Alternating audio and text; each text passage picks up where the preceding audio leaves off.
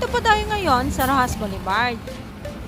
Tara guys, samahan niyo ako at titingnan natin kung ano na ang status dito pagkatapos manalasa ng bagyong Ulysses. Uy, may News 5, mukhang naiki-update din to. Dito pa lang, nakikita mo na kung gaano kaliwalas at malinis ang kapaligiran. Pero may nakikita ako na gabundok na basura na parang inaantay na lang ang pagkuha nito. Makikita rin natin dito na may mga namamasyal din dito. Nakikita rin natin na mahinahon ng dagat at may mga naglilinis din. Tapos may mga vlogger din dito na tinitingnan kung ano yung update ngayon sa Rojas Boulevard.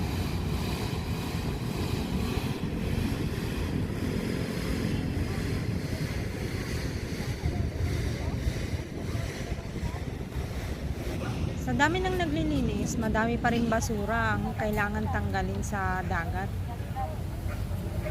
Ayan, sobrang busy po nila talaga. At yung iba namang mga vlogger, ini-interview nila yung mga naglilinis. So far naman po, pagkatapos manalasa ng bagyong Ulysses, walang gaanong malaking basura na inaano dito.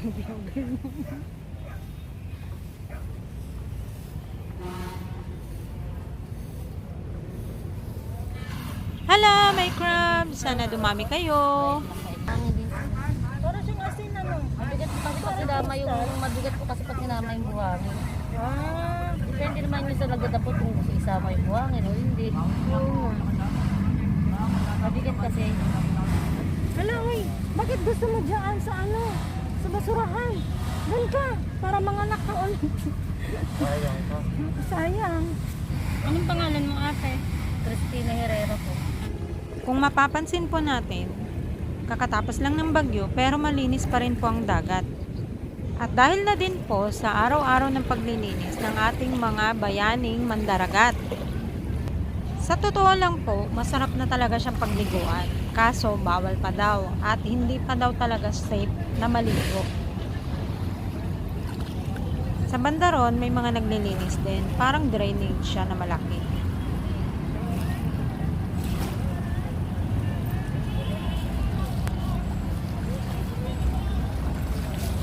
At sa banda doon, mukhang may nag-aaway ata na media at yung isang lalaki. Hindi tayo pwedeng lumapit doon. Baka anong mangyayari, hindi natin alam. Gano'n ka pa rito, sinasaktan niyo yung media.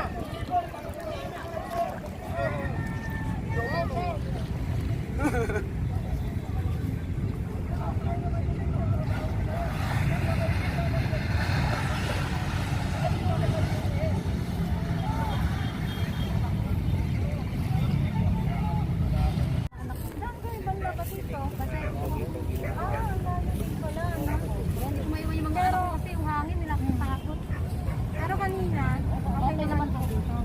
Wala namang ganong basura. Ang dami po, ang dami po. Sobrang dami. Ayun yun. Ano oras pa kayo nag-start? Alas 5 po. Alas 5 po. Dito na kami. Hanggang anong oras po kayo ngayon? Hanggang mamaya kami. 11. Everyday po yun. Opo. Sila yung mga mandaragat. Tapos dito, yung mga MMDA pala.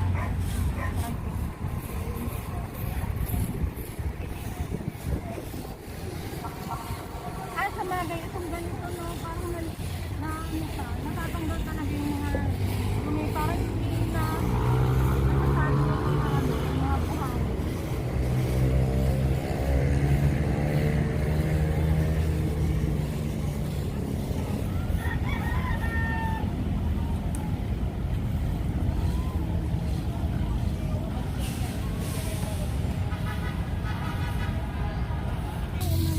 Mabait po yun sila. Yung lalaki? Nakakasama namin sila dito eh.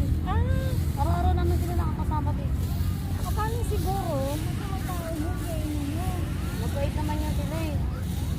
Ewan ko lang, di ko bakit sila nagsabi. Kasi Binigyan daw ng media yung loob nito. tapos, Pinasok sila sa loob. Ha? Pinasok sila sa loob ng media, binigyan. Tapos binigyan yata ng babae. binidyoan yung babae. Binigyan ng babae. Yung inagaw ng media.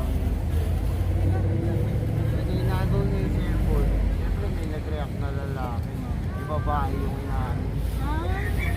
Kasi siyempre talaga,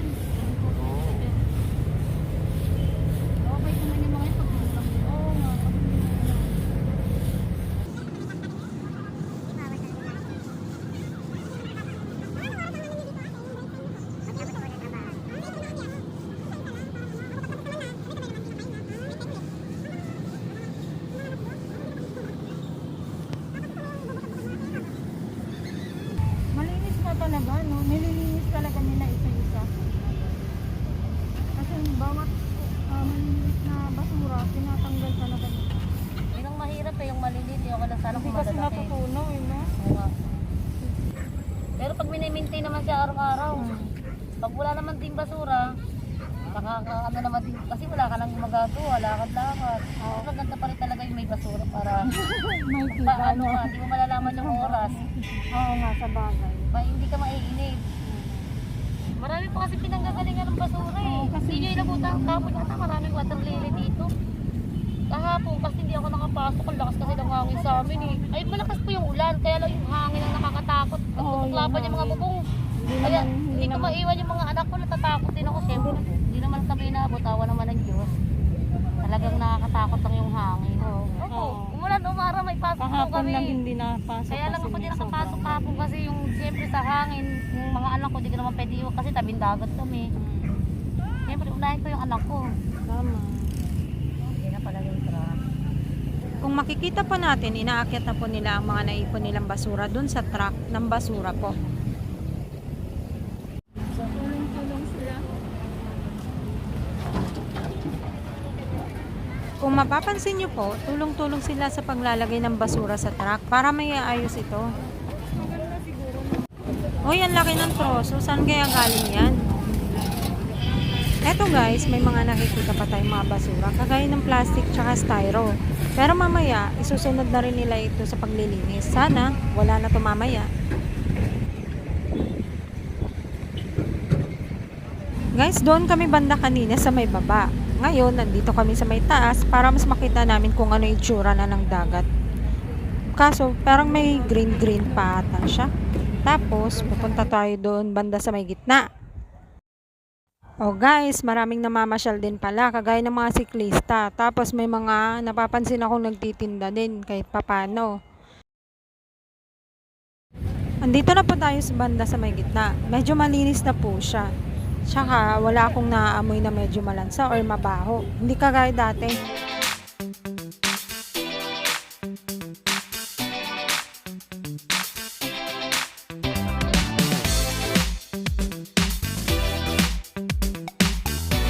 Styro din yung nasa loob niya. Para lumutang siguro kagaya.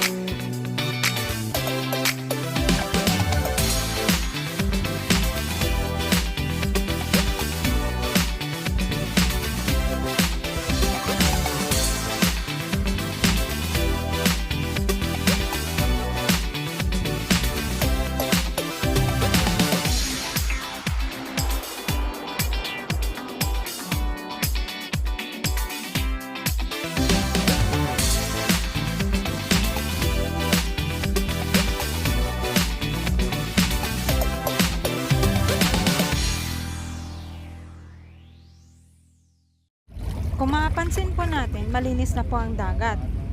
Pero medyo may nakasagaba lang. Isang pirasong basura. Pero matatanggal din po yan dahil sa mga bayaning naglilinis dyan. Kung mapapansin po natin, ibang-iba na po ngayon dahil mas malinis na ngayon kumpara dati. Eto guys, silipan natin dito sa baba kung may basura pa ba dito. Buti hindi ito nasira ang tinayo nila dito. Ayun sila kuya, namimingwit na rin. Siguro ang dami na nilang nakukuha. At siguro marami na rin mga isda na dumadayo dito sa gilid kahit kakatapos lang ng bagyo.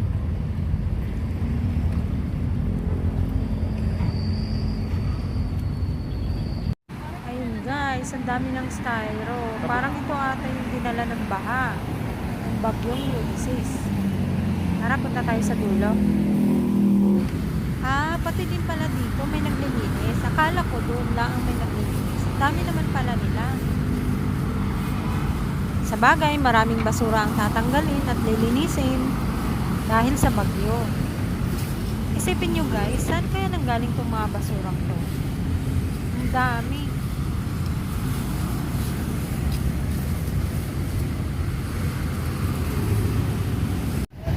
Ito naman mga Jai. Hindi ko sure kung ano talaga ito.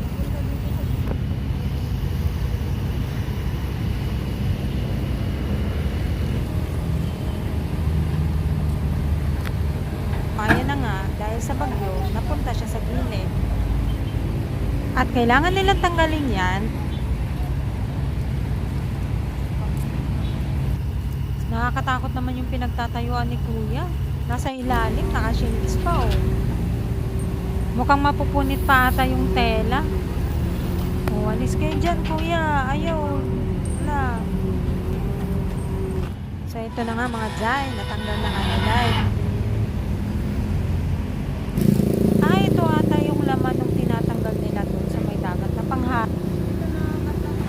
Ito na pala yung dolomite or white sand na sinasabi nila. Sa wakas nakita ko na rin. May konting basura lang pero malinis naman. Hindi naman pala nawawala. Akala ko nawala, sabi nila kasi mawawala daw. Ayun pala yung mahaba na yun, para pala yung jaat.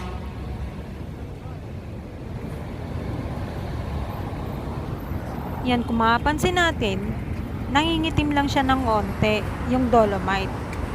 Dahil siguro yan sa bagyo. Pero mawawala din siguro yan kalaunan.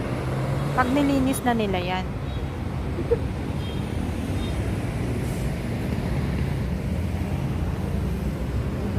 Tapos dito banda, parang may mga lumot-lumot.